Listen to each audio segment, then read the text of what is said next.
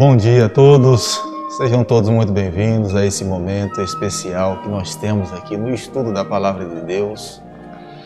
É um privilégio que temos logo pela manhã, agradecermos a Deus pela noite, pelas bênçãos recebidas e a nossa primeira ação no decorrer do dia, quando nós estamos ouvindo a cidade começar a se movimentar, a sair, as luzes, nós temos a oportunidade aqui de podermos nos voltar para Deus e estudarmos a Palavra dele. Seja muito bem-vindo. Tem uma página no Instagram, @PedroEvilácio. Você pode colocar ali os seus pedidos de oração. Nós queremos mencionar aqui todos os pedidos que foram feitos ali. Queremos orar também por eles, mencionar o seu nome, tá bom? Então, já tem lá um slogan, Reavivados por Sua Palavra, tá lá com a minha foto. Você pode chegar ali e também colocar o seu pedido e nós estaremos orando por você, pedindo a Deus, intercedendo por você aqui no decorrer desse dia. Já falei para você que nesse ano de 2021, cada manhã nós queremos aqui estudar um capítulo da Bíblia. Nesses 365 dias aqui, quero me comprometer com você que a cada manhã você vai ter uma porção da Palavra de Deus aqui para você refletir. Não saia de casa sem que você primeiramente se volte para Deus, ore, estuda a Bíblia, chama seus familiares, se é casado, chama a tua esposa, chama seus filhos, se assentem ali e tenha seu momento de devoção. Acredito que quando nós fazemos isso, a nossa família é solidificada, os relacionamentos são solidificados, os nossos sentimentos crescem. Confesso a vocês que quando estou aqui fazendo esses momentos de estudo da Palavra de Deus, aqui me vem a lembrança da minha família, quando meu pai ainda com vida se levantava, chamava a todos nós, às vezes até enrolados ainda no próprio cobertor, no lençol, mas ao redor da mesa ali ele abria a Palavra de Deus, os livros, estudava, orava por cada um e depois então saía para o trabalho. E quando era ainda naquele momento escuro do dia, já estava amanhecendo, era o momento que ele então chamava a todos para que pudessem orar. Eu quero desafiar você nesse momento agora. Nós estamos estudando nesse começo de ano agora o livro de Ezequiel. E você pode ver, quero convidar você também a pegar a tua Bíblia, estou com a minha Bíblia aqui aberta. E mais uma vez o profeta Ezequiel, ele menciona aqui, veio a minha palavra do Senhor. E eu quero mais uma vez dizer o que eu disse ontem. Privilégio nós temos em ter nas mãos a palavra do Senhor. Que privilégio!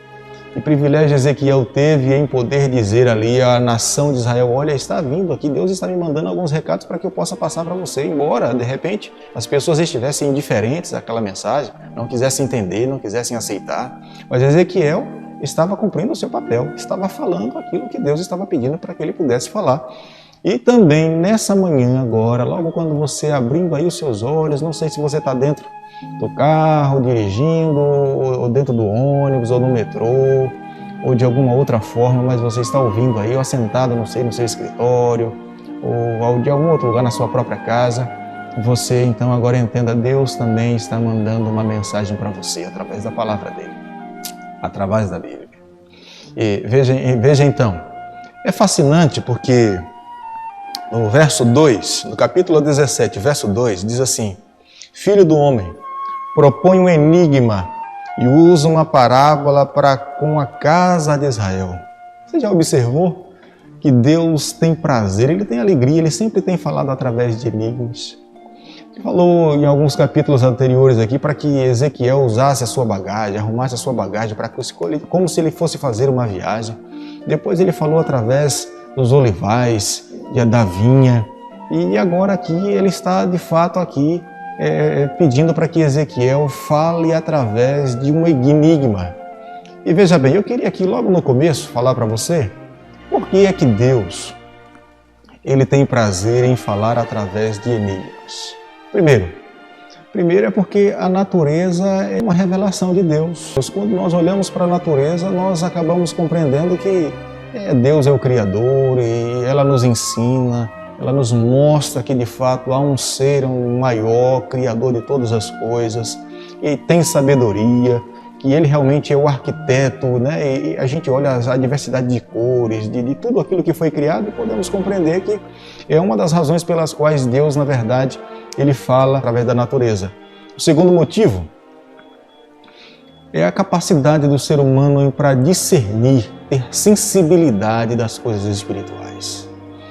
E nós podemos ver que os próprios discípulos um dia perguntaram para o Senhor. E perguntaram para ele, por que é que o Senhor fala através de parábolas? Mateus capítulo 13, o verso 10. Por que é que o Senhor fala em forma de parábolas? E a resposta, na verdade, foi praticamente um outro enigma. Porque está lá em Mateus capítulo 13, verso 13. Ele falou assim, por isso lhes falo por parábolas, porque vendo não veem, e ouvindo não ouvem, nem entendem. Então veja, eu quero aqui dizer a você, a Bíblia é um livro sagrado para pessoas inteligentes. É diferente do que muitas pessoas têm falado aí fora, que a Bíblia é para pessoas que não são inteligentes, para pessoas muito simples, para pessoas que não têm capacidade mental. Pelo contrário, não. A Bíblia é para pessoas inteligentes.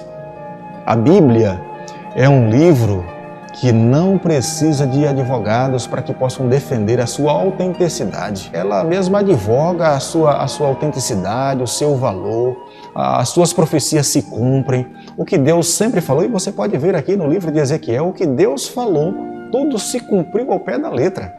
E os profetas falsos é que foram realmente rejeitados por Deus, e Deus falou, um dia eu vou julgar vocês porque vocês estão levantando profecias que não são verdadeiras e estão enganando o meu povo, e meu povo está em alguns momentos acreditando nessas profecias falsas e estão corrompendo eles. Vocês serão julgados, mas o verdadeiro profeta, aquilo que sai dos lábios do Senhor, e é por isso que o profeta Ezequiel começa aqui falando, veio a minha palavra do Senhor para que a nação de Israel entendesse, olha, Deus está mandando um recado para você, e eu quero nessa manhã aqui também falar para você, Deus está trazendo um recado para você e para a sua família. Deus está trazendo uma orientação para a tua salvação.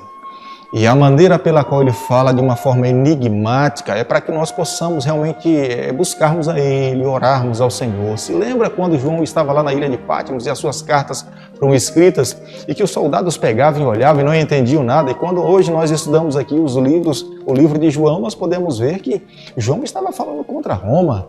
João estava falando todo contra aquele movimento, mas os próprios soldados estavam lendo ali aquelas cartas e não entendiam nada. Mas hoje nós temos aqui nas mãos a palavra de Deus e nós podemos entender o que é que Deus estava querendo para o seu povo naquele período e para nós aqui nos dias de hoje. Logo no início, nós podemos entender que Deus é o lavrador. É Ele que cuida da vinha, aqui no capítulo 17. Ele que é o lavrador. E ele plantou a sua vinha próximo a uma água abundante, um lugar realmente rico, uma terra fértil. E o crescimento da sua vinha foi impressionante. O crescimento da sua vinha foi abundante. E você veja uma outra coisa, para você entender o enigma aqui do Senhor. Babilônia é retratada como uma exuberante águia. Só que ela estava sob a supervisão divina. E essa exuberante águia, que era a Babilônia, ela atraiu a vinha. Contudo, se você vai seguindo do capítulo 17, do verso 3 ao verso 10, você vai ver que há uma segunda águia que prende também a atenção da vinha, e a qual rejeita as intenções do lavrador e foge ao seu propósito que Deus estava querendo discipliná-la. Isso você encontra lá no capítulo 17, do verso 3 ao verso 10. E aí agora deixa eu trazer para você aqui a interpretação desse enigma entre a vinha, as duas águias e o lavrador. Bom, a interpretação é a seguinte, que Jerusalém foi conquistada por Nabucodonosor quando tomou a Joaquim e sua corte real no ano de 597 a.C. Isso você pode encontrar lá no livro de 2 Reis, capítulo 24, de 6 a 17. Joaquim foi bem tratado por Nabucodonosor. Babilônia colocou em seu lugar no trono de Judá a Matanias, cujo nome foi alterado para Zedequias, que também está lá em 2 Reis, capítulo 24, verso 17, do verso 11 ao verso 12. Então, Matanias foi colocado no lugar de Joaquim, e Matanias depois então foi alterado o seu nome para Zedequias. No início, quando então Zedequias assumiu o trono, havia uma submissão por parte de Zedequias, de Israel, para a Babilônia. Mas depois, Zedequias se rebelou contra Nabucodonosor e fez uma aliança com o Egito. Quando Zedequias precisou contar com a ajuda dos egípcios, ele teve uma resposta positiva. mas não impediu que Jerusalém fosse tomada pelos babilônicos. E com essa atitude, Zedequias selou seu destino.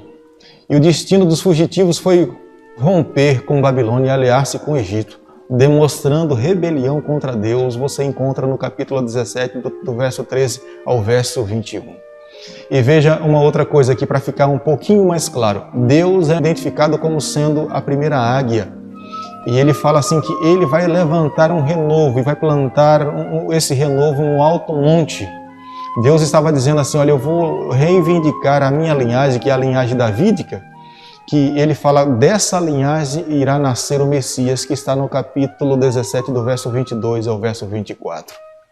Então eu quero aqui nessa manhã, em resumo aqui a esse capítulo, nessa linguagem enigmática que Deus revelou a Ezequiel para falar ao seu povo, você tem que entender uma coisa, Deus sempre tem a palavra final. Não é a rebelião. A rebelião, a indiferença humana diante da opinião do nosso Deus não faz a menor diferença. Deus sempre terá a palavra final. Deus está no controle da vida do seu povo nessa terra. Não tem como o ser humano agir contrário. É claro, o ser humano pode até agir contrário à vontade de Deus, mas um dia ele vai ter que pagar o preço, porque Deus é que é o condutor da história da raça humana. É Deus que aviva a esperança no coração dos seres humanos que se encontram aqui. Aqueles que estão sofrendo, aqueles que estão passando por dificuldades. E não foi diferente naquele período, foi o próprio Deus que enviou o Messias, nasceu da tribo de Judá, da linhagem de Davi, para que pudesse resgatar a raça humana dos seus pecados. Deus cumpriu com sua palavra. E hoje também não é diferente, Deus quer salvar o seu povo, Deus quer salvar a mim, Deus quer salvar a você. Ele anseia que nós coloquemos nas suas mãos o nosso coração, o teu coração, o meu coração, a minha vida. E é por isso que agora, logo pela manhã, você precisa compreender o recado de Deus. A nação daquele período, a nação de Israel, está aqui no capítulo 17.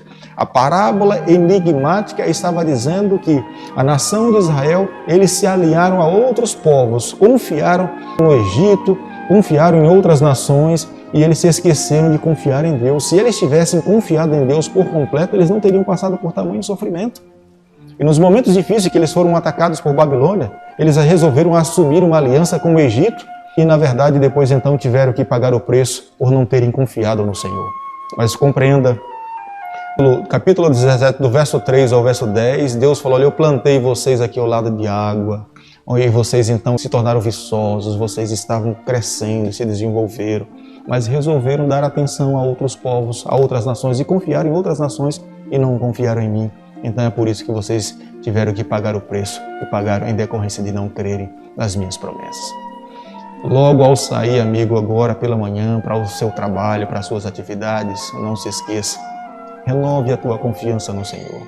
Entrega teu caminho ao Senhor, confia nele, Ele vai fazer tudo por você. Em vão vigia a sentinela se o Senhor não cuidar da nossa vida. Essa é a mais pura verdade. Acredite nisso. Confie no Senhor. Entregue a sua vida nas mãos dele. Creia que Ele estará ao seu lado em todo e qualquer momento. E no final do dia, ao voltar para casa, mais uma vez, agradeça a Deus pela proteção, pelo amparo. E era isso que Deus queria que a nação de Israel pudesse fazer. Eu vou agora, nesse momento, orar por você, pedindo a Deus que abençoe a tua vida. Bondoso Deus, muito obrigado, Senhor, pelas tuas bênçãos. Obrigado porque o Senhor é um Pai de amor que tem guiado a todos os seus filhos. Logo agora pela manhã, Senhor, nós oramos pedindo que o Teu Espírito e a Tua mão possam estar sobre a nossa vida. Nos conduza no decorrer desse dia. Esteja ao nosso lado cuidando dos nossos familiares. Nós oramos em nome de Jesus. Amém. Que Deus te abençoe e te guarde. Que Ele faça resplandecer o seu rosto sobre você. Que o Senhor tenha misericórdia de todos nós. Amém.